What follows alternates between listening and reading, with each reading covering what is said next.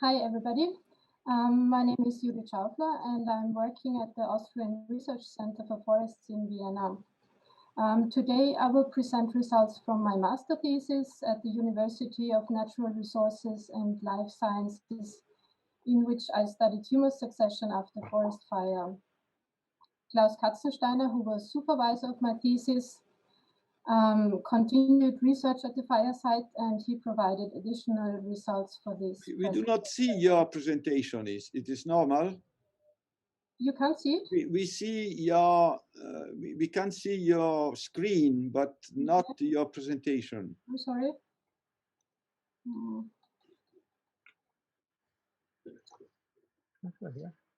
That's not my screen, it's someone else's. Okay. No, we could see your screen simply. It's okay. Well, perfect. Thank you. So, well, the topic is humus succession after forest fire. Forest fire may not be the most frequent disturbance in mountain forests of Austria. It may, though, have very substantial and long-lasting consequences on susceptible sites, such as in the subalpine zone on calcareous substrate, where we typically find shallow soils dominated by the accumulation of organic material. And as you can see in the photograph to the top, which is displaying the investigated fire site, most of the vegetation and soil material, mostly organic, was either consumed by the fire or lost to subsequent soil erosion on the steep slope. So there was actually not much left of the former forest ecosystem after the fire. At the time of my study, that is even 60 years after the fire took place, the site was still largely dominated by scree with scattered patches of regenerating vegetation of grasses, heather, larch spruce, and mountain pine.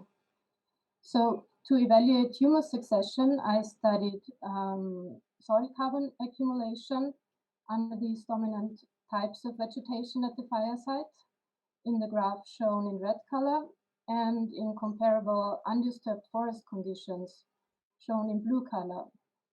And results show that total soil carbon stocks, including roots, in general are still much lower at the fire site than in undisturbed conditions. But we can also see a pronounced plant soil feedback, with heather, Erica carnea, as exceptionally effective accumulator at the fire site. So why is that? This graph shows carbon stocks in roots, and these results show that Erica, with its rhizohumus system, incorporates specifically large carbon stocks in its ericaceous root mats. All the other vegetation show a different pattern, with a general tendency towards amphihumus systems at the fire site and tangle humus systems at the undisturbed site. Another benefit of the dense root system of Erica probably is that it will be particularly successful in preventing soil erosion, which still is a prominent factor persisting at the fire site, and which, of course, is constantly counteracting soil and humus formation.